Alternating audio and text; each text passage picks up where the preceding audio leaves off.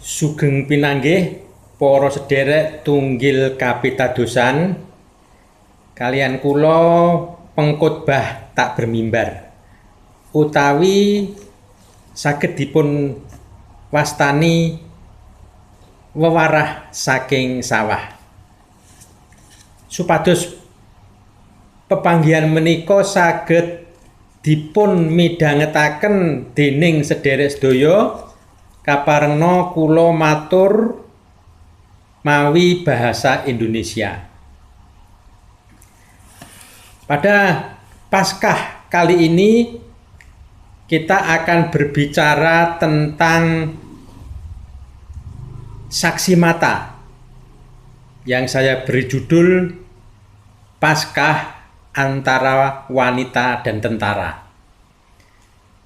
Dalam masa Paskah ini kita akan membaca ayat yang juga peristiwa Paskah tetapi tidak pernah dibaca di gereja saat peringatan Paskah, dan mungkin ketika saudara-saudara melihat dalam streaming peristiwa Paskah ini tidak dibaca dalam gereja. Kita baca dari Matius 28 ayat 11 sampai 15. Kalau tadi pagi mungkin yang dibaca biasanya kebangkitan Yesus ya. Dari ayat 1 sampai 10. Tapi pada pagi hari ini, pada saat ini kita akan membaca ayat selanjutnya yang saya yakin tidak diteruskan, tidak dibaca dalam kesempatan-kesempatan Paskah. Yaitu Matius 28 ayat 11 sampai 15 saya bacakan. Dusta Mahkamah Agama. Ketika mereka di tengah jalan, datanglah beberapa orang dari penjaga itu ke kota dan memberitahukan segala yang terjadi itu kepada imam-imam kepala. Dan sesudah berunding dengan tua-tua, mereka mengambil keputusan lalu memberikan sejumlah besar uang kepada serdadu-serdadu itu dan berkata, "Kamu harus mengatakan bahwa murid-muridnya datang malam-malam dan mencurinya ketika kamu sedang tidur.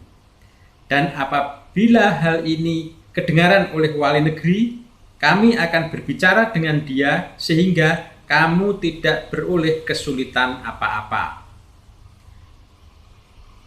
Mereka menerima uang itu dan berbuat seperti yang dipesankan kepada mereka.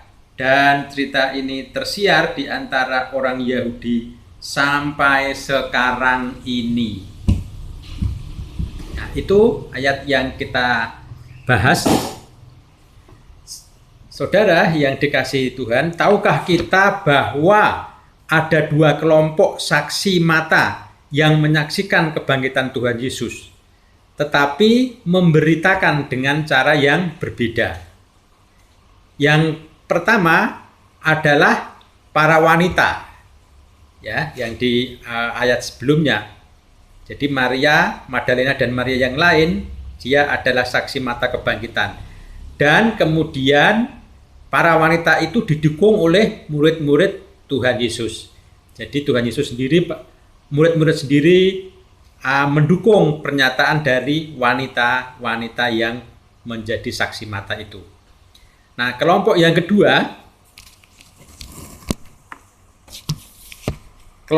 kedua adalah para penjaga atau para serdadu, ya.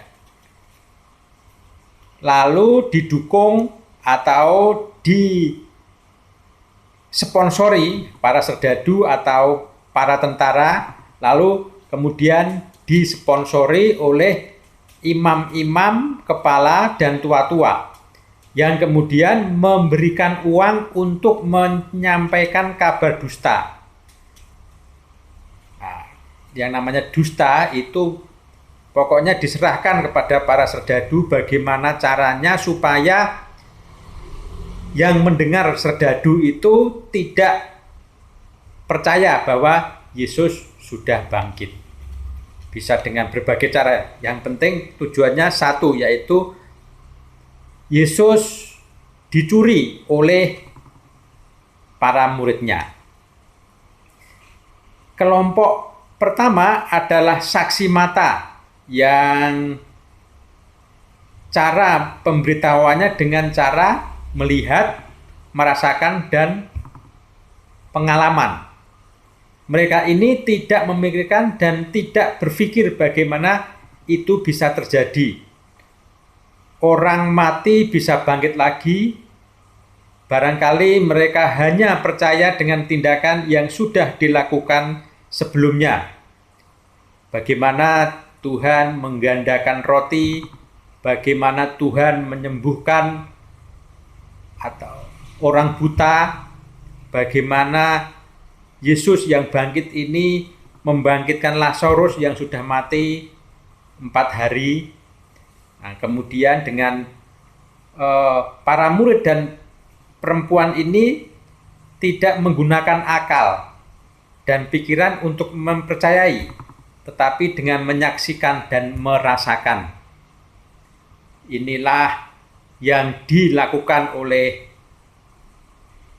para wanita, saksi kebangkitan Yesus, dan para murid-muridnya. Nah, sekarang kelompok yang kedua, para tentara penjaga kubur, imam-imam kepala dan tua-tua, orang Farisi, pemimpin agama Yahudi. Tetapi menurut saya tidak semua rabi ada di dalam kelompok ini. Seperti Nikodemus, misalnya Nikodemus adalah seorang rabi yang beberapa kali bertemu dan bercakap dengan Tuhan Yesus. Meskipun dia seorang rabi, saya percaya bahwa Nikodemus ini percaya akan kebangkitan Tuhan Yesus. Jadi tidak semua orang atau murid Yesus juga menyangkal tentang kebangkitan Yesus ini. Nah, mungkin Nikodemus ini termasuk seorang Yahudi mesianik, bukan kelompok Yahudi rabinik.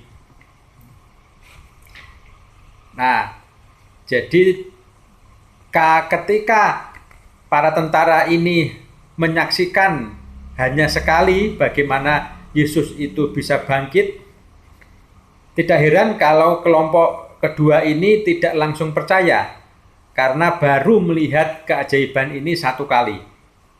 Ada orang bangkit dari mati. Nah, bila menggunakan akalnya, pasti tidak bisa diterima. Ditambah lagi mereka mendapatkan uang supaya memberitahukan kepada khalayak bahwa jasad Yesus dicuri oleh para muridnya ketika para penjaga tidur. Nah, meskipun kalau ini benar terjadi, para sedadu pasti sudah bakal dihukum karena kelalaiannya tidur sehingga tubuh yang menggemparkan itu sampai dicuri oleh murid-muridnya. Nah, artinya bahwa kelompok kedua ini dengan segala cara, segala upaya mencuci otak para pendengarnya bahwa benar-benar Yesus itu tidak mati atau tidak bangkit, tetapi dicuri. Atau bisa juga dengan cara-cara lain ya. Maka kita kemudian dalam kekristenan juga banyak sekali teori-teori dari orang-orang penentang akan kebangkitan ini ya. Ya, kemudian itu bukan tubuh Yesus yang bangkit, hanya rohnya. Nah, itu bukan Yesus, benar-benar Yesus yang mati, hanya orang lain yang diserupakan. Nah, sejak itu dua kelompok inilah kemudian membuat teori-teori yang tidak mempercayai bahwa tubuh Yesus ini benar-benar bangkit. Nah, kita lihat bahwa kelompok kedua ini orang-orang yang intelek ya, para serdadu pasti dia orang pintar, apalagi didukung oleh imam-imam, orang-orang Farisi, dan semuanya.